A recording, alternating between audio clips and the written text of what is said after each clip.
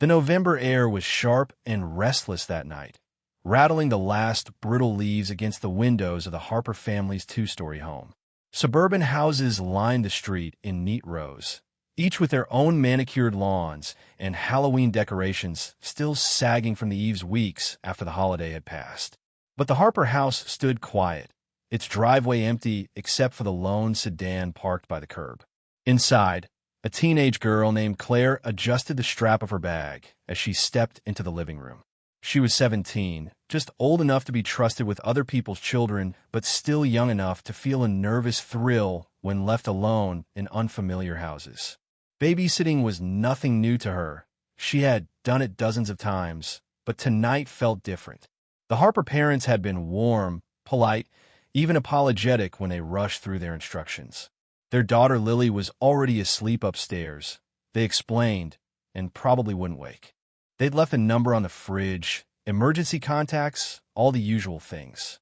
Claire nodded and smiled, assuring them she had it handled. She'd done this before. She knew the drill. When the door shut behind them and their car pulled away, silence seemed to thicken the air. Claire stood in the living room with the remote still in her hand, staring at her reflection in the darkened television screen. She told herself she liked the quiet, but it was the kind of silence that had weight to it, as though the walls themselves were waiting. She tried to shake it off, wandering into the kitchen. The hum of the refrigerator was the only sound, faint and steady. She poured herself a glass of water, glancing at the clock on the stove. Barely 9:30. Hours stretched ahead of her like a long, dark road. Claire sat on the couch, scrolling through her phone. The glow lit her face, a bubble of connection in an otherwise empty house. But every few minutes her eyes flicked to the staircase, half expecting small footsteps. The Harpers had insisted Lily was a heavy sleeper. Still, Claire couldn't help but listen. The minutes crawled, the silence pressed in, and then, faintly, the landline phone rang. Claire jumped. Her phone was in her lap, so for a moment the shrill ring startled her more than it should have. Who even used landlines anymore? She glanced toward the kitchen, where the cordless handset sat on its charging dock. She let it ring twice, 3 times. Finally, she got up and answered. "Hello." Her voice came out sharper than intended. Nothing at first. Just a hush, like someone breathing faintly through static. Then, "Have you checked on her yet?" The voice was low, almost whisper-soft, but distinct. "Mail." Claire's stomach tightened. "Excuse me." Click. The line went dead. She stood frozen with the phone in her hand. The screen displayed unknown caller. She swallowed hard, trying to reason with herself. Probably a prank. Wrong number. Just some idiot who thought he was being clever. She set the phone back in its cradle. Her heart was thudding faster than it should. Back on the couch, she tried to return to scrolling through social media. But the words wouldn't leave her head. "Have you checked on her yet?" Her eyes drifted to the ceiling. Lily's room was directly above, down the hall. The Harpers had said she was asleep, out cold. Claire hadn't planned on disturbing her.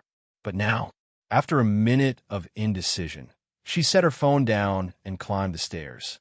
The house creaked under her weight, the kind of old wood groan that made each step sound too loud. She moved carefully, straining to hear. At the end of the hall, a small night light glowed faintly beneath Lily's door. Claire eased it open and peeked inside. The girl lay curled beneath a blanket, her breathing deep and steady. A stuffed rabbit was tucked under her chin, and her hair spilled across the pillow like a dark halo. She looked utterly peaceful. Relief loosened the knot in Claire's chest. She stepped back, gently closed the door, and whispered to herself, "She's fine. She's fine." By the time she reached the bottom of the stairs again, she almost laughed at herself. Worked up over nothing. That's what her mom always told her. Claire had an overactive imagination, a mind that filled quiet spaces with shadows. The phone rang again. Her pulse spiked as she whipped around. The same shrill tone, cutting through the silence like a blade. This time she snatched it up on the first ring. "Hello." That same whisper, "Don't lie to me. I saw you check." Claire's blood ran cold. "Who is this?" she demanded, though her voice shook. A pause, then the faint sound of breathing again. "Don't hang up." She slammed the phone down. Her hands trembled as she clutched the counter's edge, trying to steady her breath. It's a prank. It has to be. She grabbed her cell phone, checking the bars of reception. Full strength. She considered calling the Harpers, but what would she say? That someone was messing with her? That she was scared of a prank call? They'd probably laugh it off, or worse, think she wasn't responsible enough. Her thumb hovered over her mother's number. She pictured her mom's voice, warm and certain, telling her she was safe, that there was nothing to worry about. But something inside Claire stopped her. She didn't want to sound like a child. Instead, she turned every light in the downstairs rooms on, one by one, flooding the house with brightness. The shadows shrank back into corners. She told herself it was fine. She was fine. But the sense of being watched lingered, heavy and insistent. Time dragged. The minutes crawled toward 10 o'clock. Claire tried the TV, flicking through channels, but the noise felt hollow. She tried music, but it only made the silence between songs sharper. When the phone rang again, her body reacted before her mind did, snatching it up, pressing it to her ear. This time, no voice. Just the faintest sound of footsteps. Slow, deliberate. Claire's skin prickled. "Who is this?" she whispered. The line crackled. Then, "You should leave. Now." Click. Her breath came shallow and fast. She turned slowly, scanning the living room, the kitchen, the shadowed hallway. Every door was locked. She'd checked twice. The windows latched. Nobody could be inside. But the certainty in that voice, it wasn't a prank. It wasn't random. Someone knew she was here. Someone was watching. Her phone buzzed in her pocket, nearly making her drop the handset. She pulled it out. A text message from an unknown number, upstairs. Claire's stomach dropped. She spun toward the staircase. The nightlight glow under Lily's door was still visible, calm and steady. Her instincts screamed to call the police, but fear rooted her in place. What if it was nothing? What if she was overreacting and the Harpers came home to flashing sirens on their lawn? Another text appeared. "Don't let her wake up." Claire's hand shook so hard she almost dropped the phone. A sound from upstairs, a faint creak of floorboards. She bolted for the staircase before she could think, her heart hammering against her ribs. Claire's foot hit the first step harder than she meant to, the wood groaning under her weight as she pushed herself upward. Every nerve screamed against it, but instinct carried her forward. She had to get to Lily. That sound from upstairs, the message, the possibility that someone might already be near the child's room. It left her no choice. Her breath rushed loud in her ears as she climbed, clutching her phone so tightly her knuckles whitened. The light from the downstairs lamps stretched thin up the stairwell, leaving most of the hall in shadow. The night light under Lily's door glowed faint and unwavering, but it looked almost unnatural, like an eye watching her approach. Claire reached the top, forcing herself to pause. She listened. The house was too quiet again, the silence thick as dust. But she could have sworn she heard that creak just moments ago, someone shifting their weight, a careful step on the floorboards. Her voice came out in a trembling whisper. "Hello." No answer. She moved down the hall, each step heavy with dread. Her hand brushed the wall for balance. When she reached Lily's door, she hesitated, pulse pounding. She imagined the worst, a shadow waiting just behind the frame, someone standing over the sleeping girl. She clenched her jaw, forced her shaking fingers to the knob, and pushed the door open. The nightlight's soft glow washed the room in amber. Lily was still curled beneath her blanket, her stuffed rabbit clutched close, breathing slow and steady. Nothing out of place. Claire stepped inside, her knees almost weak with relief.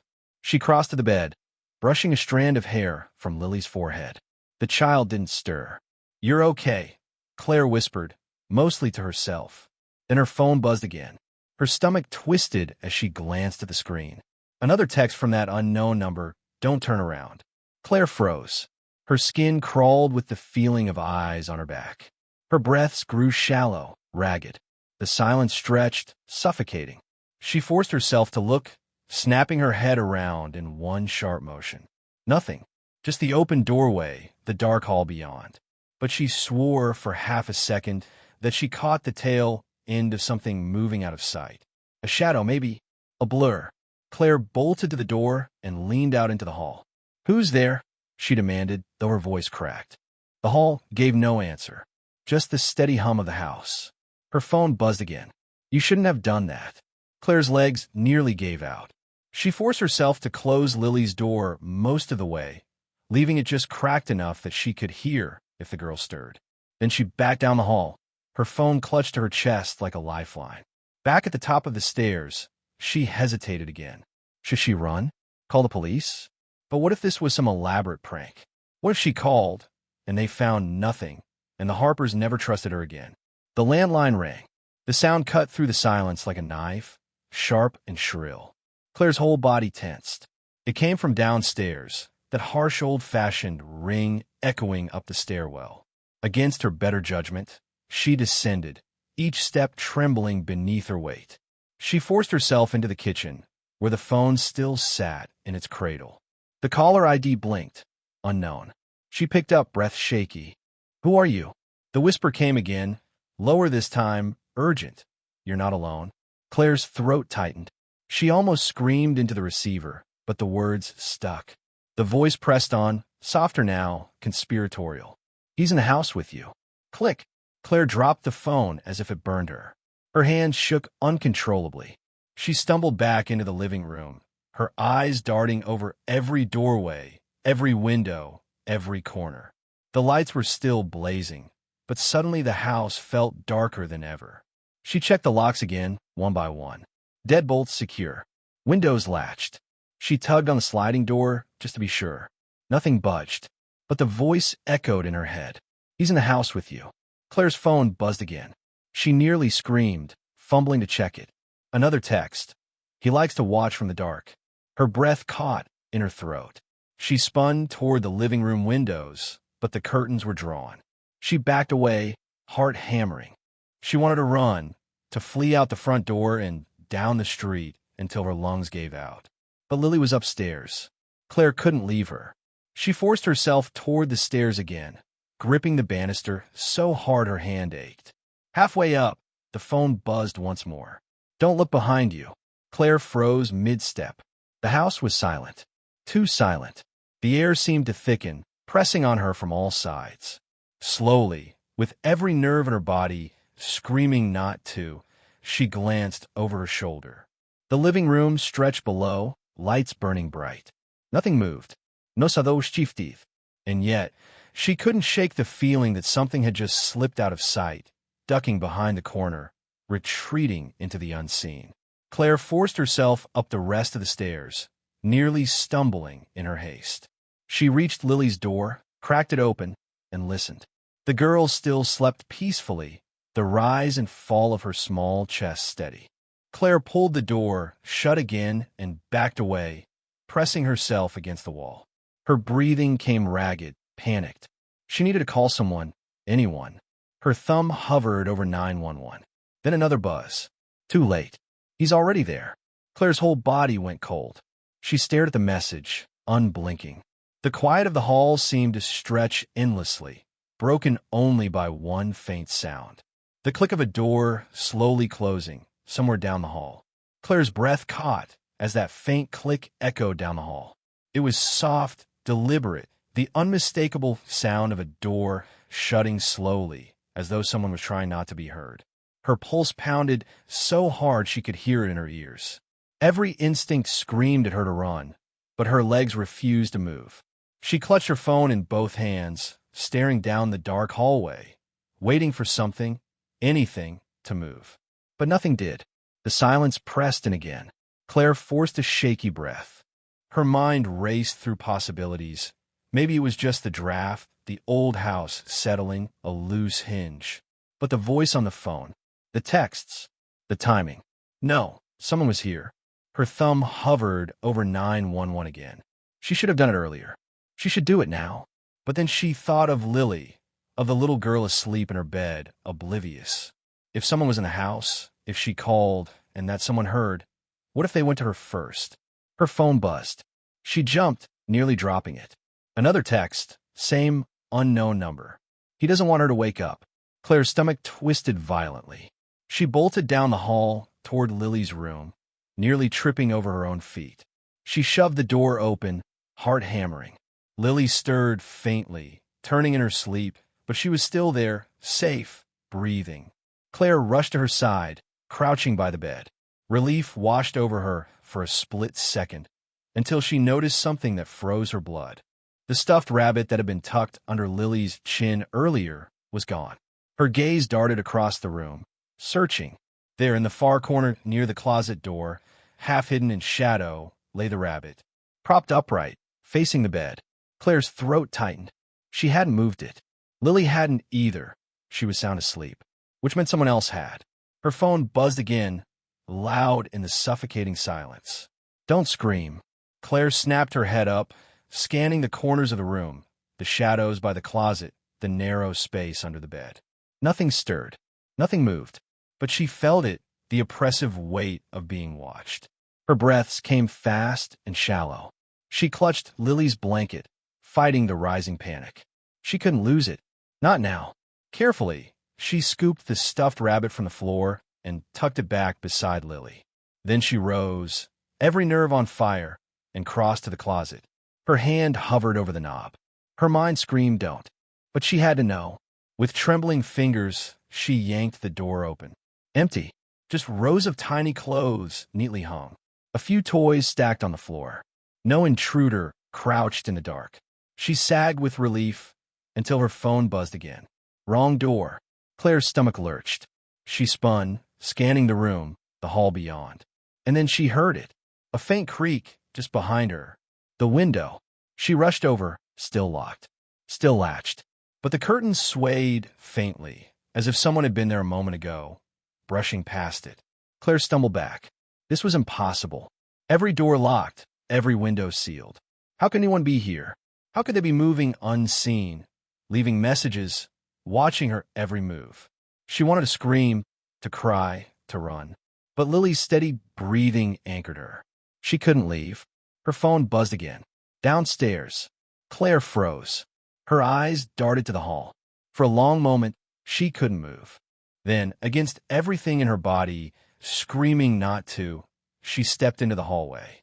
The light glared harsh and sterile overhead, but the end of the corridor seemed impossibly dark.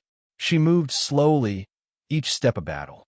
She strained her ears, listening for the faintest sound, footsteps, a breath, anything. Halfway down, her phone buzzed. Too slow. The words made her break into a run, heart in her throat, racing down the stairs two at a time. The living room lights still burned bright, every corner exposed. Empty. But the landline phone sat off the hook, its cord swaying gently. Claire's breath hitched. She knew she'd slammed it down earlier. Her cell buzzed again in her hand. Almost saw you that time. Claire's whole body went cold. She spun, staring wildly around the room. Nothing. The curtains still drawn, the doors still locked. But she knew someone had been here, inches away, watching. Her chest heaved. She couldn't keep this up. She couldn't play this game. She had to act. With trembling hands, she dialed 911. The line rang once. Twice. Then, 911, what's your emergency? Relief surged through her, so sudden she nearly sobbed. Please, you have to help me, she blurted out, her voice shaking. I'm babysitting, and someone's in the house. They keep calling, texting me. They know everything I'm doing. Okay, slow down, ma'am, the dispatcher said calmly. Are you alone in the residence? There's a little girl upstairs. I can't leave her, understood. Can you confirm the address? Claire rattled it off, glancing wildly at the doors, the windows. We're sending officers right now, the dispatcher assured her. Stay on the line with me. Can you secure yourself in a room with a lock? I don't know if there's... The phone buzzed in her other hand. A text flashing on the screen. They won't get here in time. Claire nearly dropped both phones. Hello. The dispatcher's voice came. Ma'am? Are you safe right now? Her throat tightened. She didn't know how to answer. She wasn't safe. She wasn't alone. And then, faintly, from the top of the stairs, Claire... Her blood froze. It was Lily's voice. But it was flat. Wrong. Too calm. The dispatcher's voice blurred in her ear as Claire lowered the cell phone, staring up at the stairwell. The child was supposed to be asleep. She had just checked. The shadows at the top of the stairs shifted. "Claire," the small voice repeated. But this time, it didn't sound like a little girl at all. Claire's knees weakened as that voice drifted down the stairs. Soft, childlike, but wrong. It was Lily's tone, Lily's pitch, but drained of warmth, stripped bare until it sounded hollow, imitated. Her fingers tightened around the phone. "Lily," she whispered, though every nerve in her body recoiled at the thought of an answer. The dispatcher's voice crackled in her other ear. "Ma'am, are you still there? Please respond." Claire lowered the landline handset slowly, pressing it against her chest to muffle the sound. She couldn't afford to let whoever, or whatever, was at the top of those stairs know she was talking to someone. The figure didn't step into the light. It lingered just at the edge of the landing, swallowed by the shadows, as if the house itself were keeping it hidden. "Claire," the voice came again, this time drawn out, almost mocking. Her chest constricted. Every instinct screamed for her to run out the front door, to fling herself into the cold night air and never look back. But Lily, if Lily was still truly up there, she couldn't leave her behind. "Ma'am?" The dispatcher urged through the static of the cordless phone. "Units are en route. I need you to stay calm and tell me where you are in the residence." Claire swallowed hard, forcing her voice to stay steady. "Downstairs," she whispered, "in the living room. I don't know what's happening." I heard her voice, but the childlike voice cut her off, louder now. "Why are you hiding, Claire?" Her blood iced over. The dispatcher's voice sharpened. "Who is speaking, ma'am?" "I don't know," Claire choked out. Her grip on the handset slipped, sweat slicking her palms. Another buzz rattled her cell phone. A text flashed across the screen. "She's not who you think." Claire nearly dropped both phones. She wanted to scream, to demand answers, but her voice failed her. The figure on the landing shifted, a pale sliver of a face momentarily visible in the dim glow from the hall light. It was Lily's face. Small, familiar, but her eyes were wrong. Too wide, too dark, glinting with something inhuman. "Come tuck me in," the voice crooned. Claire stumbled backward, clutching the landline to her chest. The dispatcher's voice cut through, insistent now. "Ma'am, I need you to listen to me. Do not go upstairs. Officers are minutes away. Stay where you are." Claire's phone buzzed again. Another message. "Don't listen to them. Go upstairs. Now." Her mind spun. Two voices, two directions. One human, one unknown. Which was real? Which was safer? She took a step toward the front door, heart hammering. Maybe she could make it outside, wait in the car, watch from a distance until the police arrived.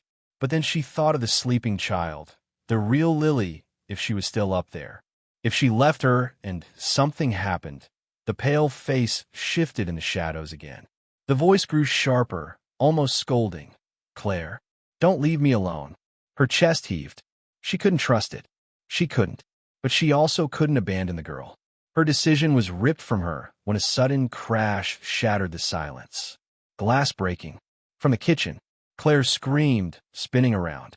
The sound was sharp, violent, the unmistakable shatter of a window.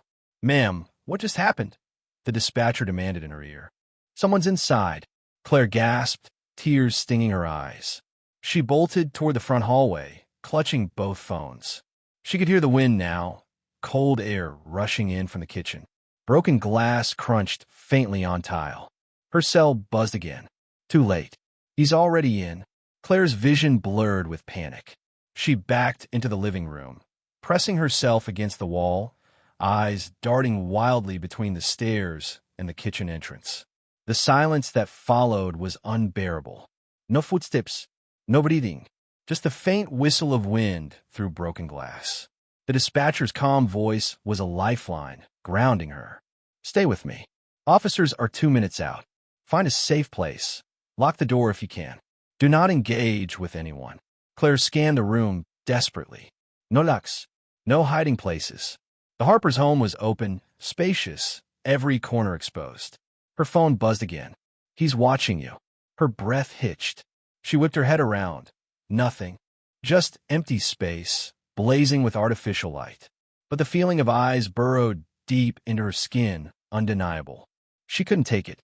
She bolted for the stairs, taking them 2 at a time, desperate to reach Lily's room. Maybe she could barricade them both inside, wait for the police to arrive. At the top, the hall stretched long and suffocating. The night light still glowed under Lily's door. Claire rushed forward, only to stop dead. The door was wide open. Her heart dropped into her stomach. She forced herself to move, every step slow and trembling. When she reached the threshold, she looked inside. The bed was empty. The blanket was rumpled, the stuffed rabbit abandoned on the floor. But the child was gone. Claire's phone buzzed in her hand. Check the closet. Her knees nearly buckled. She stared at the closet door. It was shut now, though she'd left it wide open earlier. The landline slipped from her hand, clattering to the floor. The dispatcher's voice crackled faintly from the handset. "Ma'am, are you there?" "Mom." But Claire couldn't answer. Her body moved on its own, one trembling step at a time, toward that closet door. Her phone buzzed again, one last message flashing across the screen. "She's waiting for you." Claire reached for the knob, her hand trembling violently. And from inside, faint and muffled, "Claire, help me." The muffled plea from behind the closet door tightened every muscle in Claire's body. "Claire, help me." It was Lily's voice. Soft, frightened, trembling the way a child should sound. But after everything, the phone calls, the texts, the broken glass, Claire couldn't trust it. Her fingers hovered inches from the knob. Her throat tightened until she could barely breathe. Another faint knock came from inside. 3 soft raps, like tiny fists against the wood. "Please, I am scared." Claire's stomach twisted. She wanted to believe. She wanted to fling the door open, scoop Lily into her arms, and run until her lungs gave out.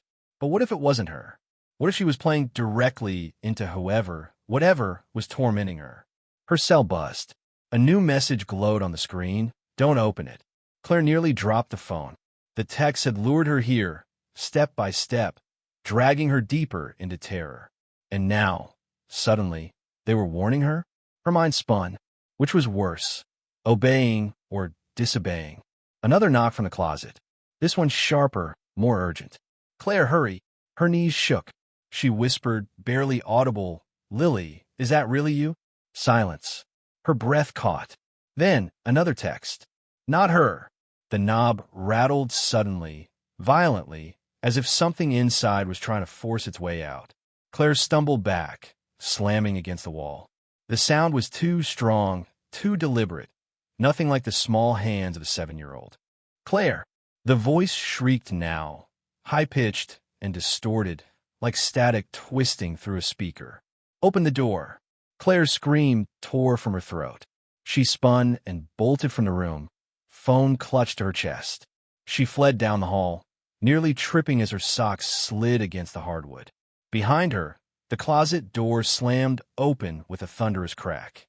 Her feet flew faster. She didn't dare look back. The sound of footsteps thundered against the floorboards. Too heavy, too fast to belong to a child. Claire hurtled down the stairs, every light glaring painfully bright, but the house felt darker than ever. Her lungs burned as she skidded into the living room, eyes darting wildly for an escape. The front door.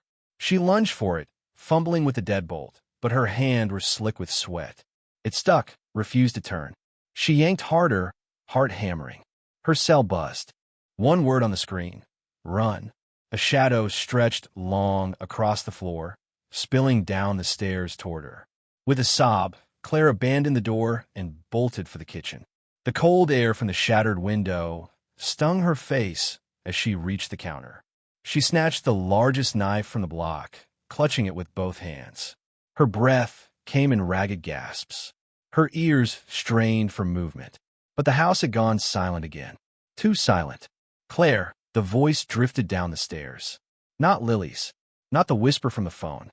Something deeper, guttural, scraping against the edges of human speech. Her phone buzzed once more. "Don't let him find you." Claire's vision swam with terror. She ducked beneath the counter, pressing herself against the cabinets, knife trembling in her grip. She couldn't think, couldn't plan. All she could do was listen. The floor creaked. Slow, heavy, step by step, descending the stairs. She bit her lip hard enough to draw blood, trying to muffle her breath. The sound grew closer, into the living room, boards groaning under deliberate weight. Then silence. Claire's pulse thundered in her ears. Her knuckles whitened around the knife. She tried to control her shaking, but her whole body trembled. From the dark of the living room came a low chuckle. Not loud, not forced, just soft enough to raise every hair on her body. Her phone buzzed again. She risked a glance. Don't move. Her chest heaved. The cold draft from the window chilled her sweat-soaked skin. The footsteps resumed. Slow, measured, crossing the living room, approaching the kitchen. Claire shut her eyes, pressing herself tighter into the shadows beneath the counter. The steps stopped.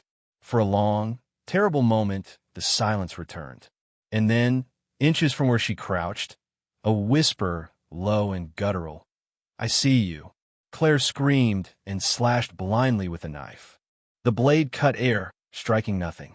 She scrambled to her feet, sprinting through the kitchen and into the hall. Her legs carried her faster than thought. She didn't know where she was going, only that she had to get away. She bolted into the laundry room and slammed the door, twisting the lock with shaking hands. She pressed her back against the wood, chest heaving, knife still clutched tight. Silence. Her phone buzzed. He knows where you are. Claire choked on a sob. Please, she whispered into the empty air to whoever was sending the messages. Please help me. The reply came instantly. Keep him busy. They're almost there. Her stomach lurched. Almost there. The police. Maybe she could hold out. Just a little longer. Then the footsteps came again. Slow. Heavy. Deliberate. Right outside the door. The knob rattled once, twice. Then stopped. The silence stretched unbearably. Claire's chest tightened until she thought her ribs might snap. And then a new sound. Faint. Subtle. The landline ringing again. But this time it wasn't downstairs. It was inside the laundry room. Her head snapped toward the far counter. There, in the dim light from the window, sat a second cordless handset she hadn't noticed before. Its screen glowed, ringing. Claire's knees weakened. She forced herself toward it, every step reluctant. The ringing cut through the silence, each tone a spike in her chest. With trembling hands, she lifted it to her ear. Hello. Her voice broke on the word. A pause. Then the same guttural whisper, rasping with static. Don't hang up this time. Claire dropped the phone, a scream tearing from her throat. At the same instant, the pounding on the door began. Fists, massive, violent, slamming against the wood, rattling the frame. The entire room shook. Claire backed away, knife trembling in her hand, tears streaming down her cheeks. The pounding grew louder, stronger. The door shuddered, the lock whining against the strain. Her phone buzzed one last time. Hold on. Just a few more seconds. The lock snapped. The door flew inward. Claire raised the knife, screaming as the shadows surged through the threshold. And from outside, cutting through everything, came the rising wail of police sirens. The knife trembled in Claire's hand as the laundry room door exploded inward. She screamed, raising the blade blindly against the encroaching dark. But just as the shadow seemed to swallow her whole, the sound of sirens burst through the night. Blue and red lights strobed against the walls. Tires screeched on asphalt. Shouts carried through the broken kitchen window. Police! Stay where you are. The pounding stopped. The air seemed to suck inward, like the house itself was holding its breath. Claire froze, her chest heaving. For one terrible heartbeat, the silence stretched thick and unbearable. Then footsteps, rapid, heavy, racing away from her toward the front of the house. She bolted after them without thinking, knife still clutched, adrenaline drowning out her fear. She stumbled into the hallway just as the front door burst open. Flashlights cut through the brightness of the house. Officers surged in, weapons drawn, voices sharp and commanding. Drop the knife. Now! Claire yelped, dropping the blade instantly. It clattered across the tile. She raised her hands, tears streaking her face. Please, please, he's in here. Someone's in the house. Two officers rushed past her, sweeping through the rooms, their footsteps pounding overhead as they took the stairs two at a time. Others secured the kitchen, the hall, the shattered window. A female officer approached Claire, steadying her trembling shoulders. You're safe now. Take a breath. Where's the child? Claire's lips trembled. Lily. She was in her room. But she's gone. Something took her. Or someone. The officer's grip tightened gently. Stay here. She turned, calling up the stairs. Bedroom check. Find the girl. Claire's heart hammered as the officer's voices echoed overhead. Doors opening, commands exchanged. Then clear. Clear here too. Finally. We've got her. Child is safe. Claire's knees gave out. Relief crashed over her, so suddenly she sobbed, clutching the wall for support. She couldn't believe it. Lily was alive. The female officer guided her toward the couch, easing her down. You did good, she murmured. She's safe. You're safe. But Claire's mind reeled. Safe. The word felt hollow, because she remembered the voice, the texts, the figure in the shadows, and the closet. Her phone buzzed. Claire's heart stopped. Slowly, with shaking hands, she lifted it. One new message. You shouldn't have let them in. Her blood ran cold. She looked up sharply, scanning the room. The officers were still moving through the house, radios crackling. Lily's small form was visible now, carried down the stairs in an officer's arms, sleepy but unharmed. Claire's relief warred with dread. She clutched the phone to her chest, breathing hard. The female officer knelt in front of her again. Do you need medical attention? Claire shook her head violently. You don't understand, she whispered. He was here. He was inside. He was watching everything I did. The officer's expression softened, but her tone was firm. We've swept the entire house. No intruder. No sign of forced entry, other than that window. You and the child are safe now. But Claire barely heard her. Her phone buzzed again. Look behind you. Her heart lurched. She snapped her head around. Nothing. Just more officers, their flashlights cutting beams through every corner. But the dread didn't lift. It clung to her like a second skin. One of the officers approached the female cop. Ma'am, we've got neighbors confirming they saw no one enter or leave the house before we arrived. If someone broke that window, they're long gone.